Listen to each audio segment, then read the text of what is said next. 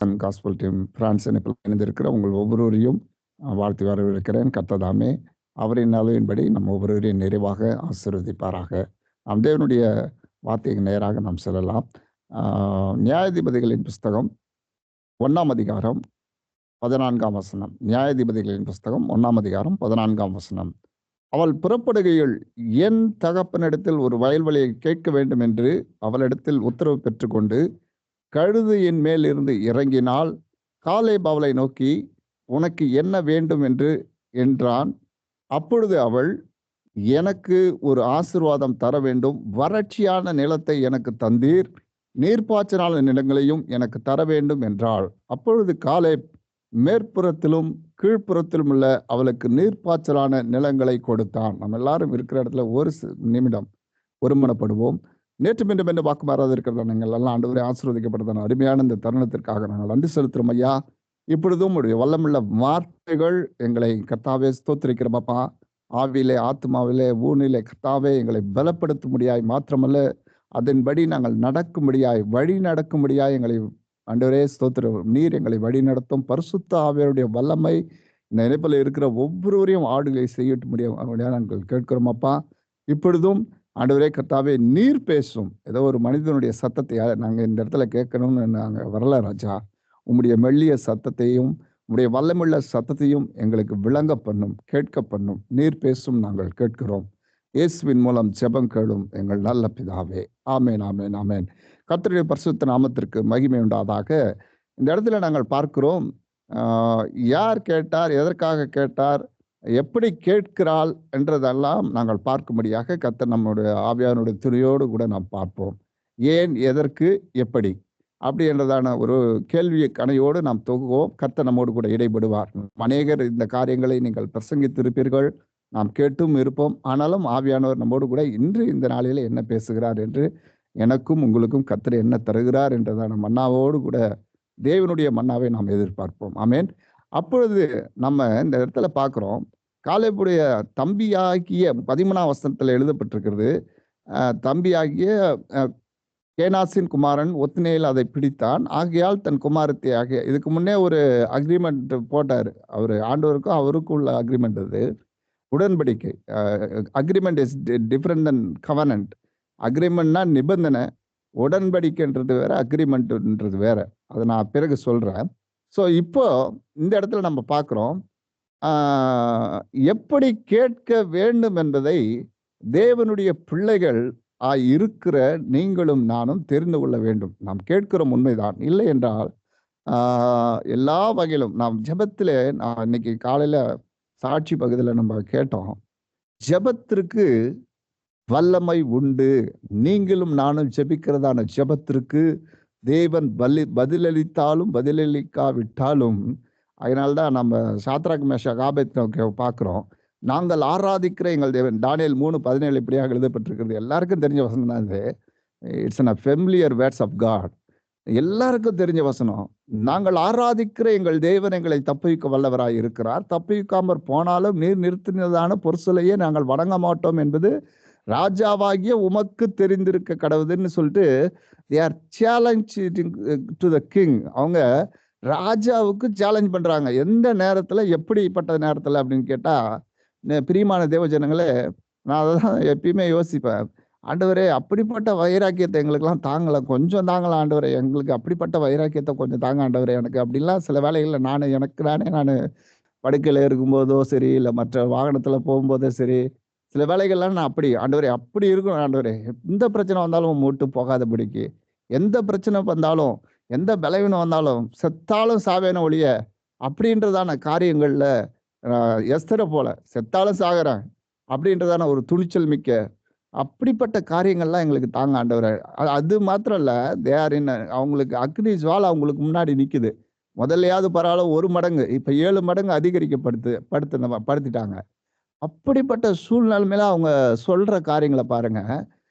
தேவன் எங்களை தப்பிக்க வல்லவர் தான், ஆனா தப்பிக்காம போனா பரவாயில்லப்பா, நீ நிறுத்தினான பொருட்களை எல்லாம் நாங்க வழங்க முடியாதுன்னு சொல்லி அந்த சாத்ராக் மேஷாக் ஆபேத்நேகோ சொல்றதை பார்க்கிறோம். அதே போலதான் தானியேலும் பார்க்கிறோம்.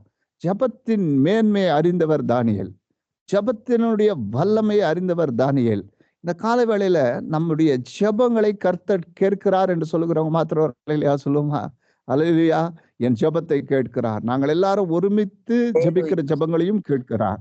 ஆமென். கர்த்தர் அதுக்கு பதில் தர ஆமென். வல்லவராய் இருக்கிறார். அது ஜெபத்தை கேட்கிறார். போதுமானவராய் இருக்கிறார். போதுமானவருக்கு அதிகமானவராய் நம்முடைய வாழ்க்கையில கிரியை செய்கிறவராய் இருக்கிறார். பிரியமான தேவஜனங்களே, ஏதோ நாம் கடந்து போய் விட முடியாது. ஜெபம் ஜெபம் ஜெபம். நாம் ஜெபிப்பதற்கு நாம் கொடுக்கிறதான காரியங்கள் முக்கியத்துவம் எத்தனை மேன்மையானது என்பதை தேவனும் அறிந்திருக்கிறார். ஆமென். பிதாவாகிய தேவனும் குமாரனாகிய கிறிஸ்துவும் பரிசுத்த ஆவியானவரும் ஜெபத்தை கேட்கிற எவனும் பெற்றுக்கொள்வான். ஆமென். யாராய் இருந்தாலும் அப்பா பிதாவே என்று கூப்பிடத்தக்கதான, அதான் ஆண்டவர் சொல்லும்போது சொல்றாரு, அழகா சொல்றாரு. நாங்க ஒரு விஷயத்தை நல்லா புரிஞ்சுக்கணும். நீங்களும் நானும் காணியாட்சிக்கு புறமாய் இருந்தோம், உண்மைதான். கிருபாசனை அண்டைக்கு கிட்டி சேராதபடிக்கு புறம்பாய் இருந்ததெல்லாம் உண்மைதான். ஆனா God given us such a not an agreement, he has given a covenant. ஆண்டவர் உங்களுக்கு எனக்கு உடன்படிக்கை தந்த அக்ரிமெண்ட். நீங்கள் நானும் தேவனோடு கூட ஒரு அக்ரிமெண்ட் நிபந்தனையோடு கூட வரல, மாறாக உடன்படிக்கையோடு வந்திருக்கிறோம். அல்லேலூயா. இது உடன்படிக்கைன்னா என்னன்னு புரியுதுங்களா? இந்த புதிய ரத்தத்தில் ஆனால உடன்படிக்கை. அல்லேலூயா. இது இயேசு கிறிஸ்துவினாலான உடன்படிக்கையின் பிள்ளைகளாய் இருக்கிறோம். நீங்களும் நானும் அவருடைய அவருடைய விலையேறப்பட்ட ரத்தத்தை கொண்டு நம்மை விளக்கிரமாய் மீட்டெடுத்த பிள்ளைகளாய் இருக்கிறோம். இன்னைக்கு அதனாலதான் ஆண்டவர் சொல்றாரு, நான் உன்னை பெயர் சொல்லி அழைத்தேன், நான் உன்னை தெரிந்து கொண்டேன், நான் உன்னை சுமக்கிறேன், நான் உன்னை ஏந்துகிறேன், நான் உன்னை தாங்குகிறேன், நான் உன்னை தப்புவிக்கிறேன், நான் உன்னை பாதுகாக்கிறேன். இப்படியெல்லாம் சொல்லிக்கொண்டே போகலாம். lot of things will be there in our life. But நம்ம எல்லா சூழ்நிலைகள் மத்தியிலும் தேவனுடைய அந்த உடன்படிக்கையில நீங்களும் நானும் நிலைத்திருக்கிறோம் என்றதான நிச்சயம் உள்ளவர்களாய் இருக்க வேண்டும். ஒவ்வொரு நாளும் ஆண்டவர் என்னை ரட்சித்திருக்கிறார், ஆண்டவர் என் பிள்ளைகளை ரட்சிப்பார், ஆண்டவர் என் குடும்பத்தை ரட்சித்திருக்கிறார், என் தேசத்தை ரட்சித்திருக்கிறார், என் ஊழியத்தில் இருக்கிறதான எல்லாரையும் ரட்சித்திருக்கிறார். உண்மைதான். இன்னும் பலரை கர்த்தர் ரட்சிக்க வல்லவராய் இருக்கிறார். ரட்சிக்க கூடாதபடிக்கு அவருடைய கைகள் குறுகி போகவில்லை. அவருடைய வல்லமை இன்றைக்கு நம்ம அங்கங்கே மரணத்திலிருந்து உயிரோடு எழும்பவர்களே நம்ம கேள்விப்படுறோம். நம்ம எல்லா காரியங்களும் அந்த தேவன் சொல்ல வாக்குத்தத்தங்களை நாம் சுதந்திரித்துக் கொள்ளுகிறோம். அதனால்தான் ஆண்டவர் சொன்னாரு, நான் உன்னை அடிமைத்தனத்தின் ஆவி அல்ல, மாறாக உனக்கு அப்பா பிதாவே என்று கூப்பிடத்தக்கதான புத்திர சுகாரத்தின் ஆவியை, பயத்தின் ஆவி அல்ல. பயத்தின் ஆவியை நமக்கு தரல, அடிமைத்தன ஆவி நமக்கு கொடுக்கப்படல.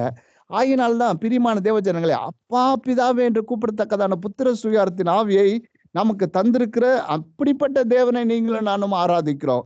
இந்த இடத்துல அருமையான காலேபுடைய மகள் நன்றாக அறிந்து வைத்திருந்தாள்.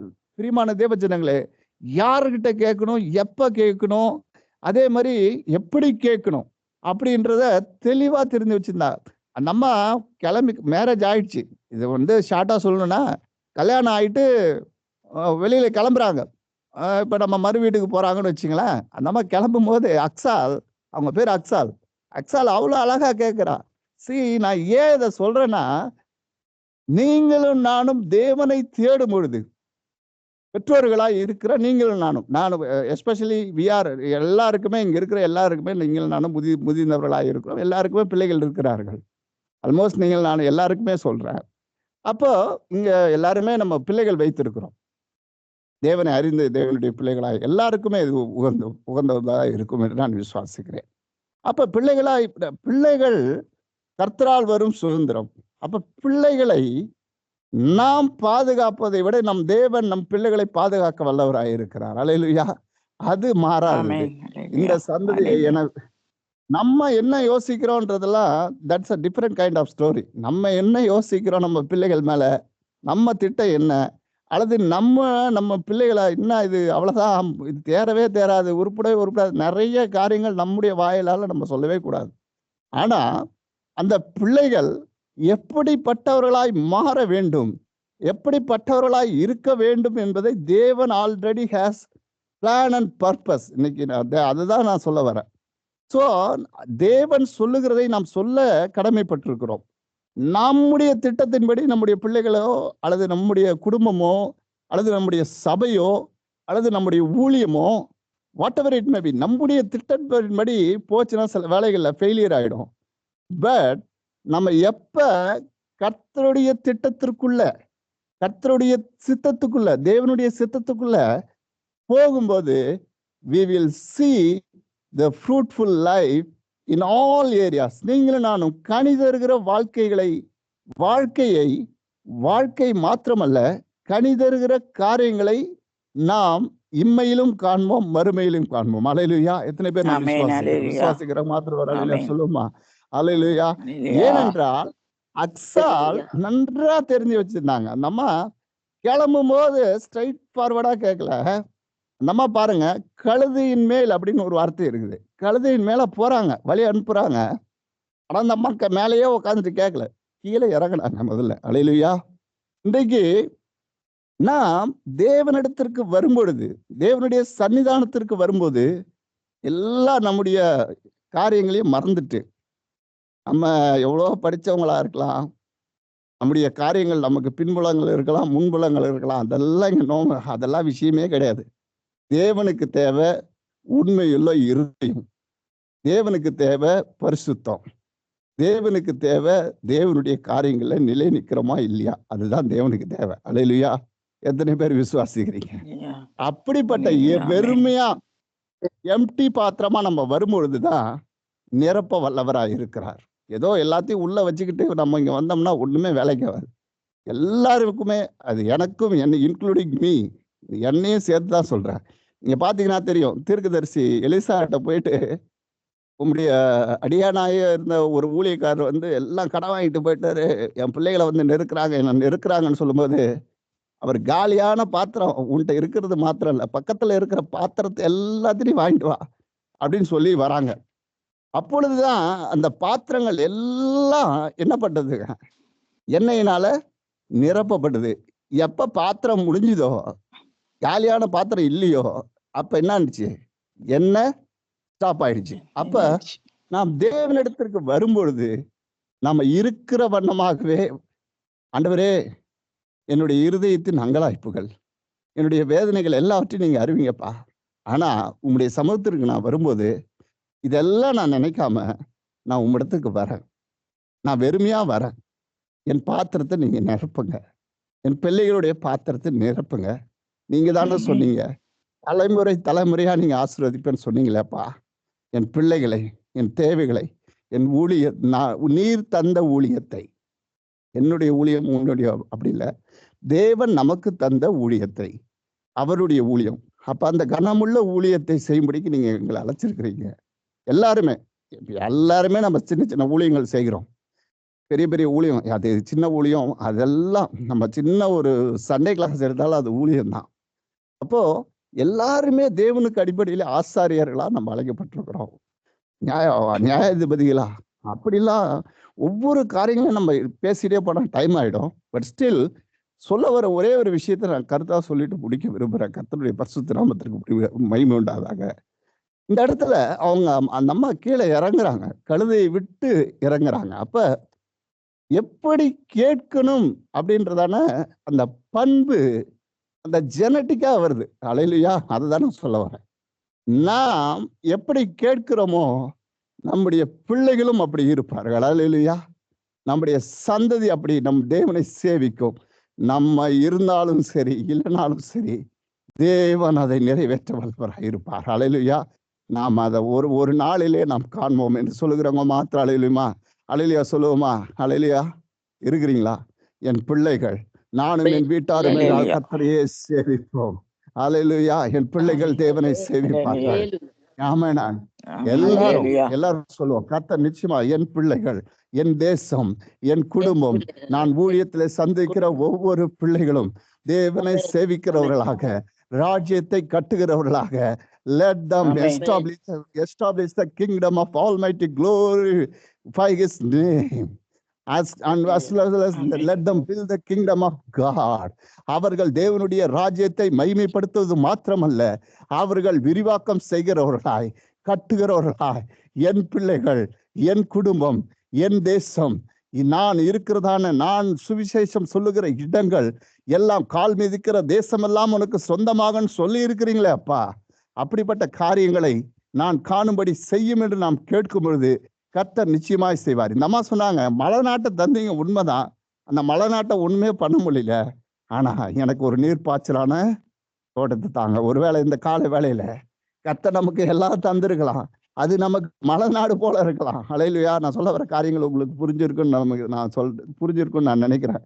கர்த்தர் நமக்கு எல்லா ஆசீர்வாதங்களையும் தந்திருக்கலாம். அது நமக்கு ஒரு மலையை போல அந்த அந்த ஆசீர்வாதங்கள் மலைநாட்டை போல ஒன்றும் யூஸ்ஃபுல் இல்லாம இருக்கலாம். ஒரு வேளை இந்த காலை வேளையில அந்த மலைநாட்டை கர்த்தர் நீர்ப்பாய்ச்சலான தோட்டமாய் நம்முடைய வாழ்க்கையில நம்முடைய இணைப்பில் இருக்கிற ஒவ்வொரு தேவனுடைய Amen. பிள்ளைகளுக்கும் கர்த்தர் மாற்றுவாராக இயேசுவின் அதிகாரமுள்ள நாமத்தினால. Hallelujah. Amen. அல்லேலூயா. Hallelujah. அல்லேலூயா. அது எந்த காரியங்களாய் இருந்தாலும் ஓரிகரபா ஷபாலியாந்தரபா ஆமா. இயேசுவின் அதிகாரமுள்ள நாமத்தை கொண்டு இந்த காலை வேளையில Amen. ஒரு ஊழியனாக சகோதரனாக தேவனுடைய ஆவியை கொண்டு நான் சொல்லுகிறேன். எந்த மலை நாட்டை Amen. போல இருக்கிற உங்களுடைய காரியங்கள் ஆசீர்வாதமாய் Jesus. இருந்தாலும் அது மலைநாடாய் இருந்தா மலைநாடு உங்களுக்கு தந்திருக்கிற ஆசீர்வாதமே உங்களுக்கு மலைநாட்டை போல் இருந்தால் இன்றைக்கு அது எப்படி அக்சாலுக்கு காலேபிடம் கேட்ட உடனே அவர் நீர்ப்பாய்ச்சலான தோட்டத்தை ஒரு தகப்பன் எப்படி Jesus. தந்தாரோ பரம தகப்பனாய் இருக்கிறதான பிதாவாகிய தேவனும் குமாரனாகிய கிறிஸ்துவும் பரிசுத்த ஆவியானவரும் திரியேக தேவராய் இருக்கிற தேவராகிய கர்த்தர் பரலோகத்திலிருந்து இப்பொழுதே எல்லா மலைநாடுகளும் Hallelujah. மாறி நீர்ப்பாய்ச்சலான Amen. தோட்டமாய் உங்களுடைய பிள்ளைகள், உங்களுடைய குடும்பம், உங்களுடைய கணவன், உங்களுடைய மனைவி, உங்களுடைய காரியங்கள் நோயில் இருந்து காரியங்கள் மலைநாடு போல இந்த பெரிய மலைநாடு போல இருக்கிறது, பெரிய மணல் மேடாய் இருக்கிறது, அல்லது எப்படிப்பட்ட காரியங்கள் கோட்டையை போல எல்லாம் மாறி இந்த காலை வேளையிலே எந்த ஆசீர்வாதமும் எனக்கு மலைநாடு வேண்டாண்டவரே அப்படி என்று சொல்லி நாம் சுதந்திரித்துக் கொள்ளத்தக்கதாய் கர்த்தர் நமக்கு தந்திருக்கிறார். அதை நீங்களே I'm saying again and again, we are the people of to inherit the word of God. நீங்கள் நாம் தேவனுடைய வார்த்தையை சுதந்திரித்துக் கொள்கிறவர்கள் மாத்திரமல்ல, we need to inherit the sources from the God as well as resources from the world. Hallelujah. இதை புரிஞ்சிருக்கும்னு நினைக்கிறேன். Hallelujah. நீங்க நானும் Amen. சுதந்திரவாளிகள். நீங்க நானும் சுதந்திரவாளிகளுங்க. தேவன் நமக்கு Amen. தந்திருக்கிற சுதந்திரத்தை அடைவதற்கு அதை தடுப்பவன் யார்? கர்த்தர் என் பட்சத்தில் இருக்கிறார், மனுஷன் எனக்கு என்ன செய்வான்? அல்லேலூயா. அப்படிப்பட்ட சுதந்திரத்தை Hallelujah. பெற்றுக் கொள்கிறவர்களாய் நீங்கள் நானும் மாறுபடுது.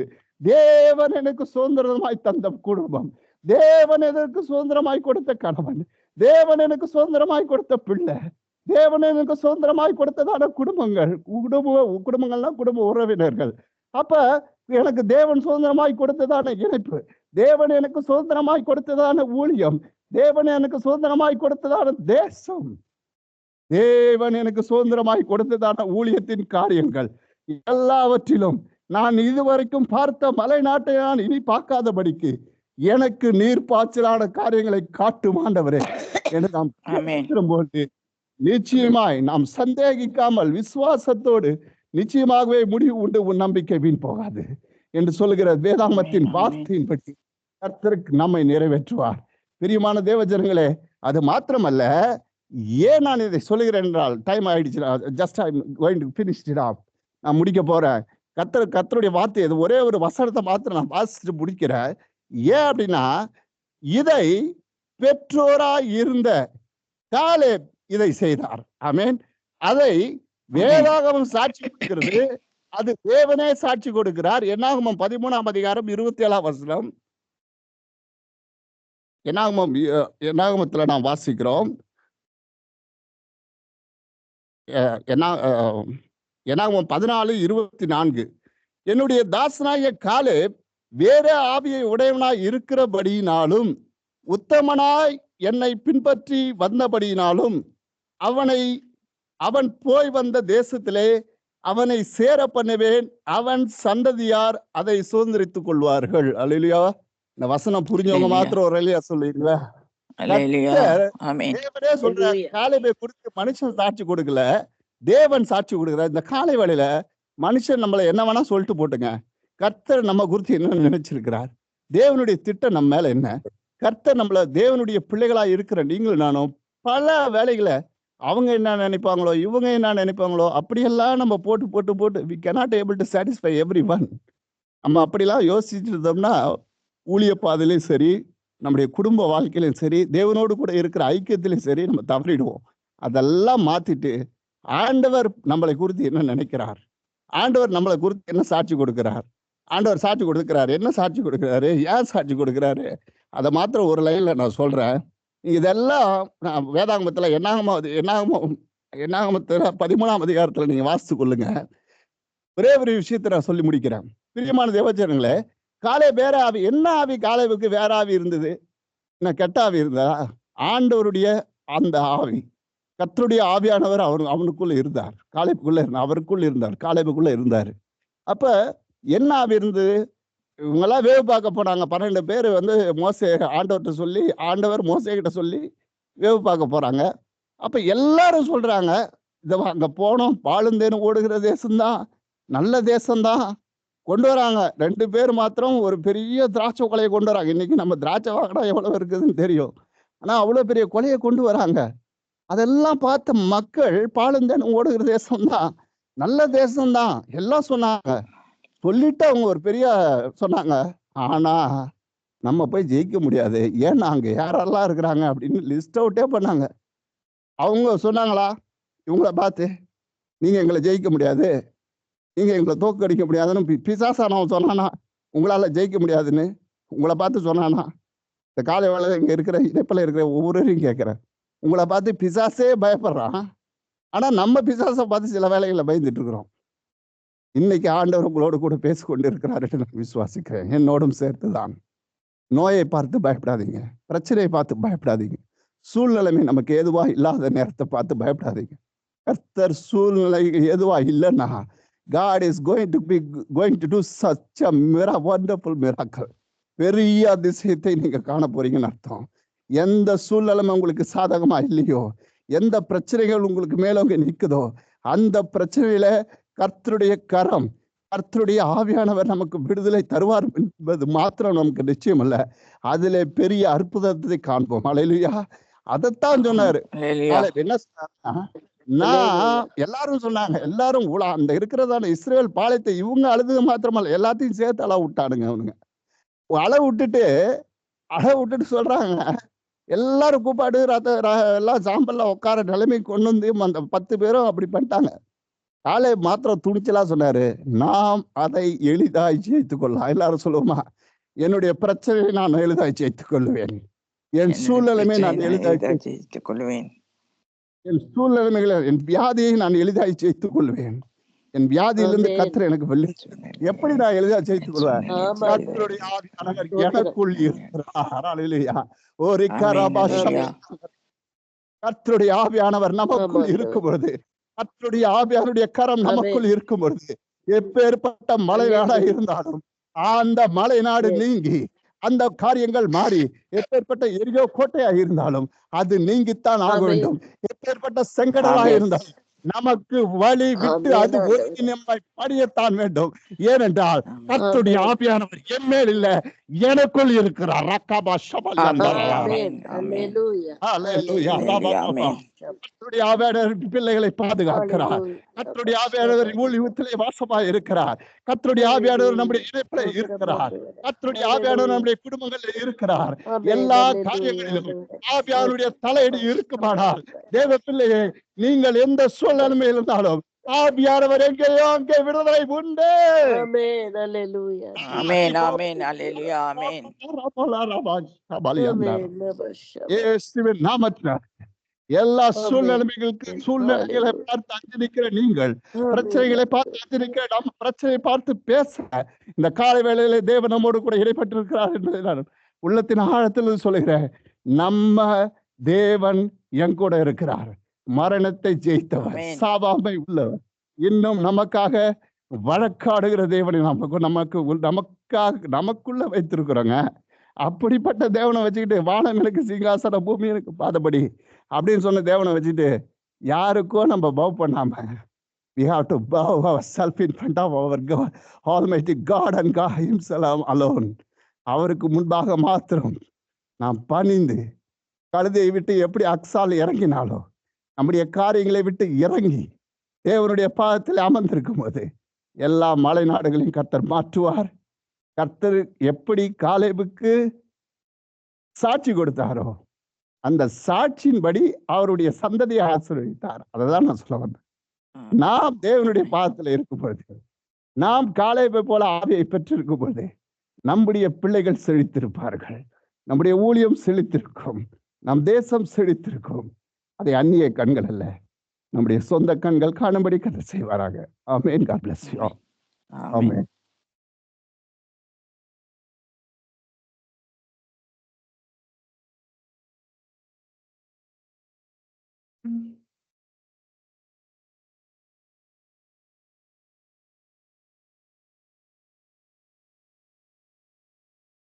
Enoch brother, சத்தம் வராம விட்டுட்டு பிரதர்.